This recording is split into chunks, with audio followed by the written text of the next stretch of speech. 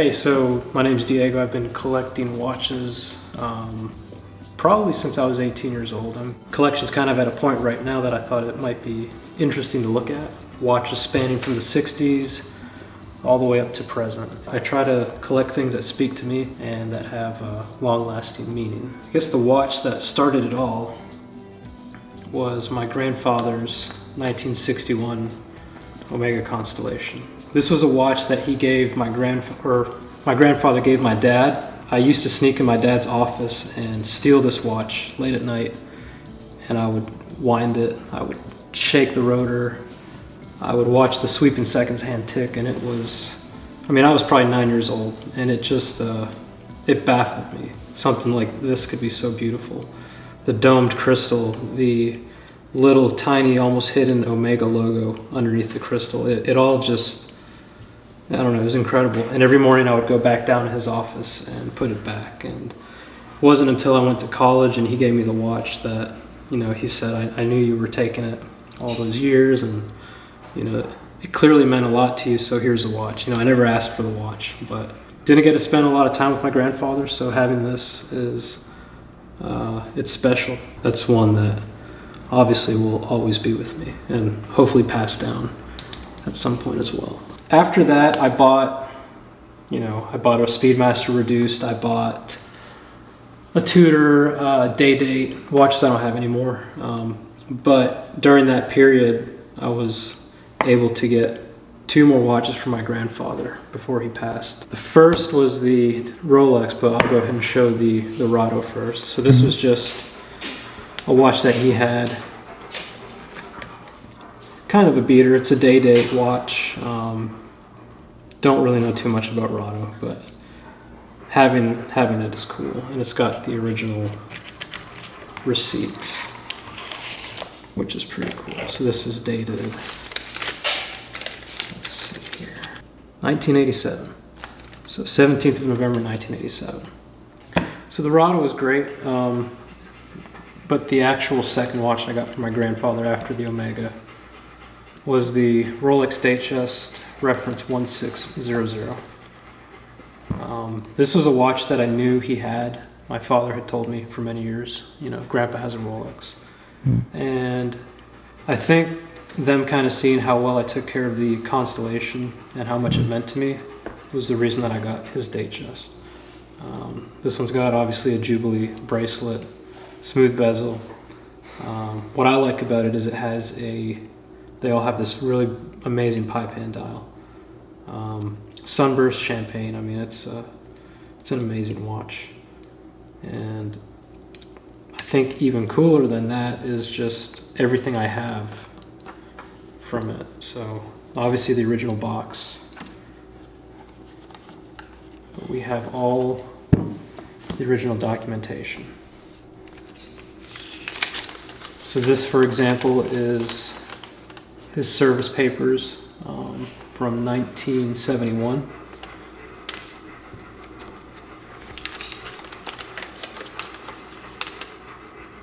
This is either the receipt or let's see what the date is on this. Yeah, so he ordered the watch in December 30th, 1966. So this is his actual, okay, the watch is ordered. And then this is the actual receipt when he picked it up in 1967. So it took a while to get. You've got the calendar. This is just a new calendar I threw in there. But this is what original warranty papers look like from the 60s. Wow. So, and they're actually punched papers with the serial number. Pretty cool. And I think the coolest part is the COSC certificate.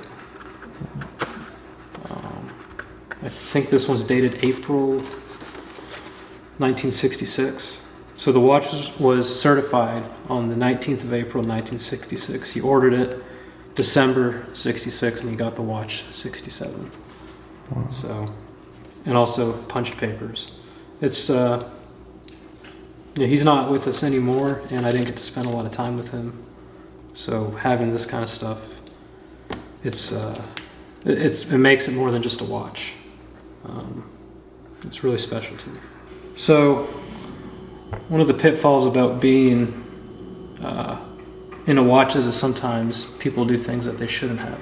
And you don't come to learn about it until years later. So somebody in the family at one point took this watch to a mall kiosk watch repair place. And they actually broke the crown. They broke the bezel, and one of the markers, I think it was an 8 o'clock marker, was loose. So they actually super glued it. So the watch isn't perfect, and I've been looking for an exact copy of this watch for many years, and during that search my boss caught wind of that, and he did something really special for me in that he bought something very similar. This is essentially the same watch, except it has different crowns. It doesn't have a crosshair dial, and it has a date function. But this is a really special gift from him. Very similar watches, just, you know, a little bit different. Same but different. Let's put these away. The next watch that I got isn't actually this watch. This is the watch that replaced it, but I'd say about 7 years ago I bought myself an old 36 mil Explorer 1. And I wore that watch almost every day for that duration. That was before I had any knowledge of really secondary market, or that even the value of these watches would go up. So years later, when the new 124270 was released, that's when I said, "Ooh, I love that watch," and that's when I saw the value of my old Explorer had risen so much, and got myself on the list for this watch, and eventually got it. I love it. I thought about keeping both, and I was always a big fan of the old rivet bracelets. Not necessarily rivet, I'm sorry, the stamped bracelets. And everybody was raving about the new bracelets and the new clasps, and I actually thought that they were kind of ugly, that not very romantic in a weird way. But once I actually got the watch and felt it, and I felt the weight and the constructability, I stopped wearing my old Explorer 1. And even though that watch was a big part of my life, I kind of felt guilty not wearing it. I had it for about 3 or 4 months, and I never once wore it after getting this new one. So eventually sold that watch, and I can honestly say I don't regret it. I don't miss it. Something like these watches from my grandfather, or the watch I got from my boss, those can never be sold. But I don't think there's anything wrong with updating your collection and making room for it. The next watch was a watch that I actually had the opportunity to buy for about $3,500 many years ago at a Tourneau. It's the Explorer 2 Polar reference 16570. So when I first tried this watch on back in the day when they were really cheap, I thought, my God, this is a huge watch, 40 millimeters. I can't pull this off. And my fiance will say, "No, it looks great, it looks great." And I just said, "No, there's no way, like I can't do this." As the years went by, after I had my Explorer 1 for many years, once I started learning more about these pre-ceramic 5-digit Rolexes, I just remember thinking, why the hell didn't I buy that watch? We had a little event, a work event, and one of the security guards, as he was holding the door for us to leave, was wearing this watch. And when I saw the watch in the wild on his wrist, my mind was blown. I was like, holy shit, that looks so amazing. I told him jokingly, I would love to buy that watch off your wrist right now. He said, I can't do it. I bought it when my son was born. I said, I totally understand. And I kind of made it my mission from that point on to find a really nice example. This one's an M serial, so it has a 3186 movement. It's the same movement that was in the original ceramic GMTs. Unpolished. It actually does have a Rolex service, so the watch is under warranty until I believe next May. These M serials and the V's and the G's all have the engraved Rehot, which is one of the characteristics of the 3186 movement Explorer 2s. Before I bought the Explorer 2 though, I actually had bought this watch, which is a watch that I'd say 10 years ago on Instagram, I posted a photo of this watch. The subject of the photo simply said, one day. You know, one day I'll get this watch, 10 years ago. This is a F serial 16710 GMT Master 2 Coke bezel. If you've seen any of the live streams, I'm sure you'll be familiar with my little bezel changing trick. I go back and forth with the LN bezel, the all black, to the Coke, but I'd say after maybe a day or two of wearing it on the black, I always revert back to the Coke. It's one of my favorite watches I have. One of the downfalls of this watch, which was my fault, was when I received it, it actually had a scratch on the crystal. I sent it into Rolex to get serviced. It did have some dings and dents, and I said, okay, screw it, let's just do a light polish. And they did that, and they did a good job. However, comparing the unpolished Explorer 2 versus the lightly polished GMT Master 2, you can definitely tell the difference in the chamfers on the lugs. It doesn't get as much wrist time since the service, as weird as that sounds. But I still wear it a lot. As I was talking about the old clasp, these are the stamped bracelets, hollow center links, so very jingly jangly, as you can hear, I'm sure. But just an overall, like, it's a really cool watch. I wear it to the pool. You know, I got to use it, the GMT function a few times this year, which was cool. So, love this watch. And the Coke is freaking amazing. Yeah, and you know, over time, these bezels will develop a really cool patina. This one's starting to kind of get there. But if you ever do want to expedite the patina, just tape it on your roof in the summer. Put some salt water on there. Just leave it for 6 months. You'll have a nice faded bezel. This here is a watch that, again, I lusted for many years and always was trying to find the prime example. This is a Jaeger-LeCoultre Reverso. This is kind of like a mid-2000s Reverso, and the size is the Grand Tie. At that time period, the size smaller to this was called the Classique, and the size above it was called the Grand Date. And I actually owned the Classique, which was a small sizer, and ended up selling that watch because every time I wore it to work, I would just have the most terrible day. It got to the point where when I would reach for the watch in the watch box, I wouldn't put it on because I was so afraid that if I wore that watch, something would go wrong at work. So sold it, and then many years later, decided to pick this one up. The cool thing about these old kind of late 90s, early 2000 Reversos are the guilloche on the dial. It's completely different than how they do it today. Today it seems very, I don't want to say corner cutting, but they definitely don't have the attention to detail that they used to. This is like a wave pattern as opposed to like a diamond checkered pattern. The other thing I was looking for in a Grand Tie was the nice rich brown Crocodile Strap. It's just, to me, it's an amazing dress watch. But you can also wear this watch, I know people say it all the time, you can wear this watch with a white shirt and jeans, and it fits right in. Yeah, and it sounds so pretentious saying Jaeger-LeCoultre, JLC or Jaeger-LeCoultre, Jaeger, whatever. The Patek 5164 Aquanaut Travel Time.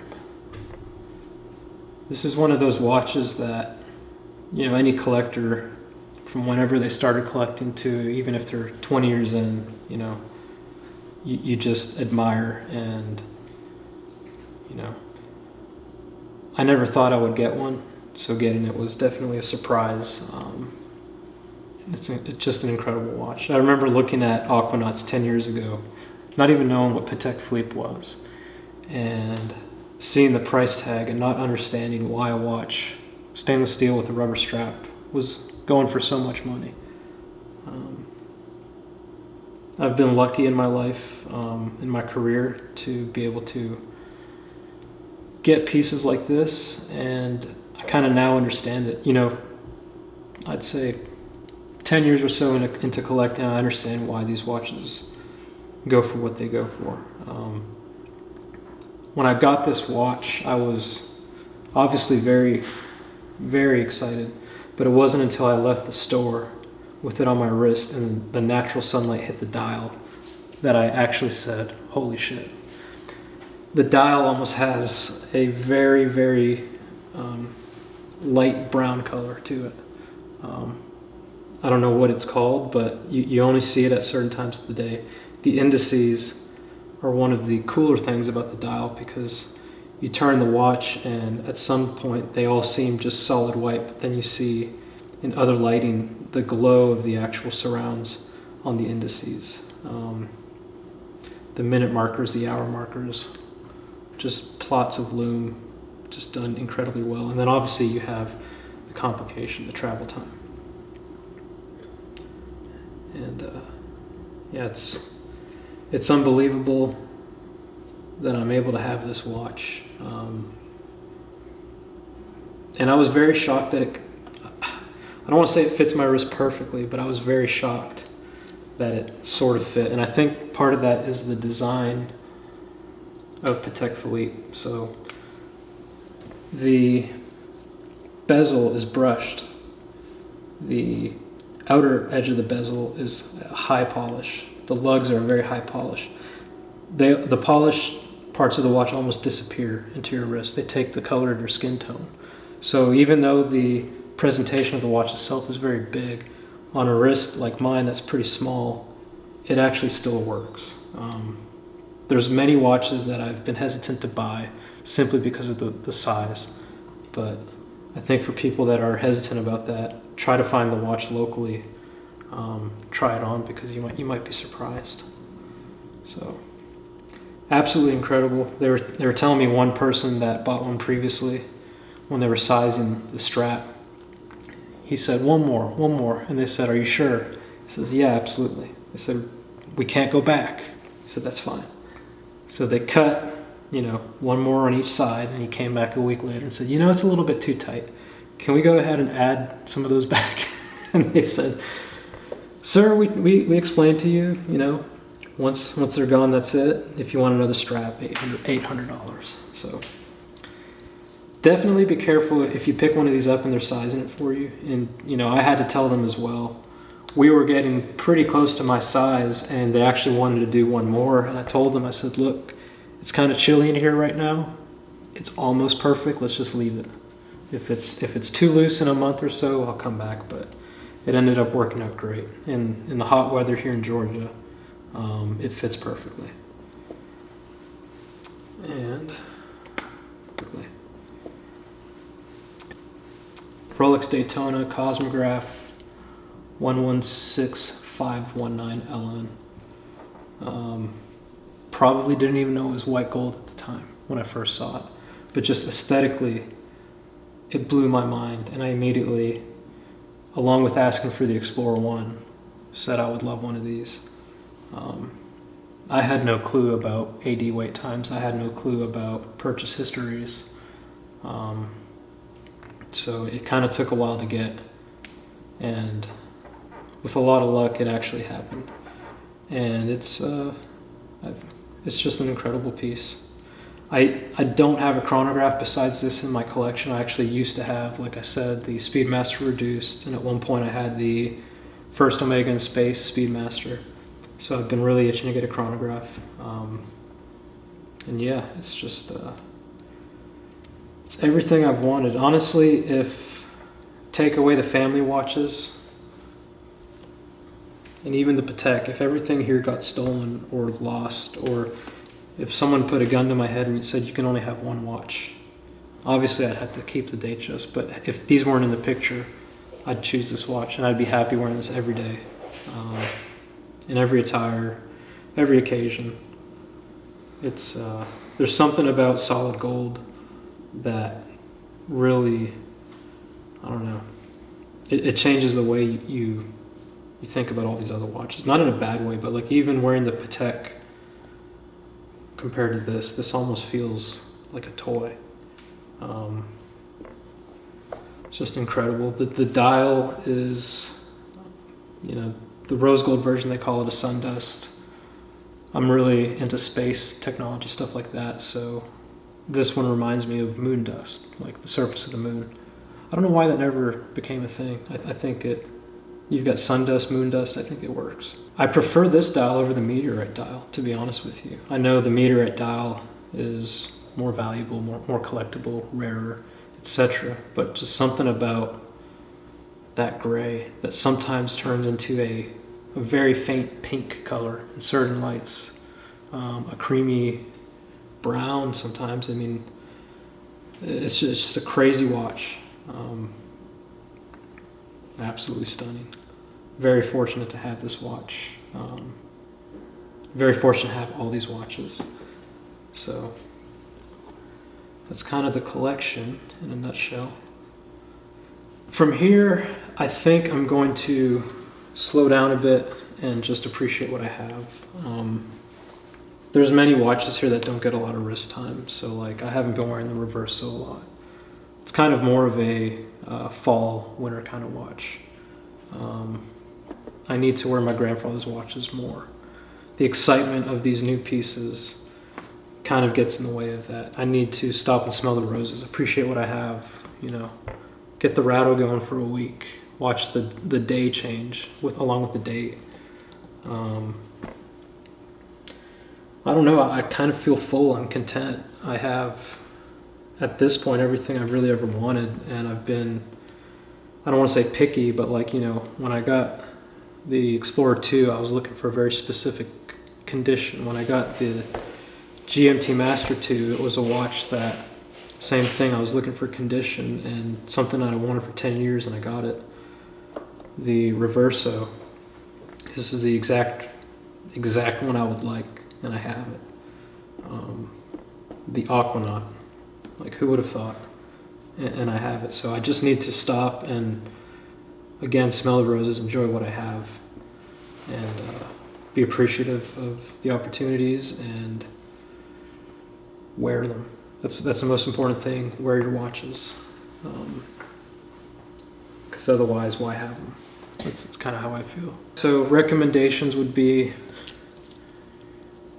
understand that even if a watch is beat up and scratched and, you know, has a few flaws, leave it like that, especially if it's a family heirloom. I made the mistake of sending this watch to Rolex because it needed a new crystal, and at that point in my collecting, I didn't understand the polished versus unpolished. I didn't understand that the scratches on the case back were okay. I gave them the go-ahead for a new case back, a new crown. I had the wherewithal to know don't replace the dial or the hands, but everything else, and you know, they wanted $4,500 for a new bracelet, so I said don't even bother. But you know, the watch came back polished. I don't want to say it wasn't his watch anymore, but all the beating that he put on it for all those years from the 70s and 60s were gone. I regret that. I regret polishing my GMT Master 2. But as far as advice goes, be patient. Be patient and understand that you might buy your dream watch, but as soon as you do, there's another dream watch. This was a dream watch, okay? And then this was a dream watch. And then this was my dream watch. And then this was my dream watch. Hell, this was my dream watch for about 2 years. When I heard Grandpa had a Rolex Datejust, this was my dream watch. This is all I needed in life. So be prepared to continuously chase the dream, because it's going to happen. I think I'm at the end point for a while right now, especially with these two new pieces, but you never know. I might wake up tomorrow and decide I really need a Zenith Daytona, or I would love a Kermit, or I would love a pre-ceramic Submariner. So be ready for that. And the other advice would be just enjoy your watches. Don't be afraid to get them scratched up. Obviously, when you first get the watch, it's you're in that honeymoon phase, but just enjoy them. Don't be afraid to wear them. Get insurance, and don't worry about what other people like or don't like. If you like a watch, buy it. I love the PRX. I bought it. Okay. I have small wrists. I got the lady size Explorer 1. Looks great on me. I'm okay with that. I hope you guys enjoyed this. If not, that's okay. It's just my collection. Don't forget to like, comment, and subscribe. Tim doesn't do this for free. This is his job. Okay? Even though he says he's retired, he's really not. He's working very hard, and we have to continue to support Tim. So thank you guys for watching. Hope you enjoyed it. See you.